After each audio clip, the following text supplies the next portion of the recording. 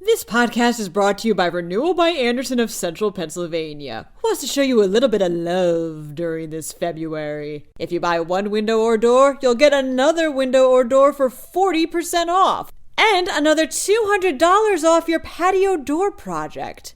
Ooh la la. Call 717-727-7558 or drop by rbacentralpa.com/deals for more information.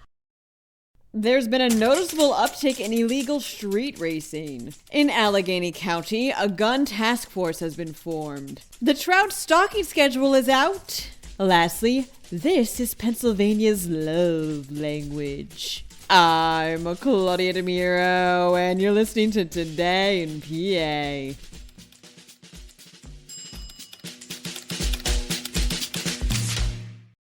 State authorities are warning about the growing prominence of illegal street racing, like drag racing, reports Pittsburgh's Action News 4. Officials from PennLive.com Central and state police held a press conference last week to issue this warning, noting specifically the increase in street racing around the Pittsburgh area. This isn't just a Pennsylvania issue, but a nationwide one, and it's happening on local roads as well as interstates. People participating in this racing range in ages too, some as young as 13. There isn't too much data to glean statistics from about it, as the illegal activity isn't as well documented, but PennDOT did state how there was about 19,800 speed-related crashes throughout the state between 2018 and 2022. State Police Public Information Officer for Troop B, Trooper Rocco Gagliardi, added that people can expect a lot more troopers in certain areas in an effort to mitigate this activity.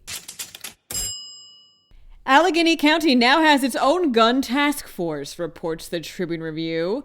State AG Michelle Henry, along with Allegheny County DA Stephen A. Zappala Jr., announced the formation of this task force last week, which, they said, will be an expansion of work already underway and will be similar to a program that's already going on in Philadelphia. The program, as funded with $1.5 million granted from the state legislature, will be a collaboration between local cops and state authorities to combat gun trafficking and illegal straw purchases. 7 agents, 1 attorney, an analyst, and an administrative assistant will all be hired to get the job done. Henry stated of illicit activities such as the straw purchasing of guns, quote, "I'm here to tell you there's a consequence." Pennsylvania's trout stalking schedule has been announced, states PennLive. The State Fish and Boat Commission made this schedule available on Thursday, allowing for anxiously awaiting anglers to prepare to get in on the roughly 3.2 million fish that will be released for the taking this year. More information on that can be seen in the corresponding podcast link. Relationship gurus like to say that there's 5 love languages out there that people like to express and to receive, begins PennLive. They are words of affirmation, quality time, physical touch, acts of service, and receiving gifts. According to a new study from Casino.org based on the survey results of 3,000 people across the country, Pennsylvanians' top love language that they like to express is acts of service. These are the little things that people do, from washing the dishes to putting gas in the car without having to be asked. And the top love language Pennsylvanians like to receive is quality time, which was number 1 nationwide in that regard too. That wraps up today's episode. For even more news, visit PennLive.com. And please remember to show this podcast a little love by rating it and by leaving it an honest review, if you can. Thanks in advance, and as always, thanks for listening.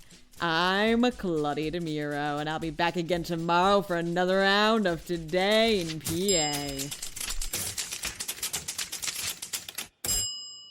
This podcast is brought to you by Renewal by Anderson of Central Pennsylvania, who wants to show you a little bit of love during this February. If you buy one window or door, you'll get another window or door for 40% off, and another $200 off your patio door project. Ooh la la. Call 717-727-7558 or drop by rbacentralpa.com/deals for more information.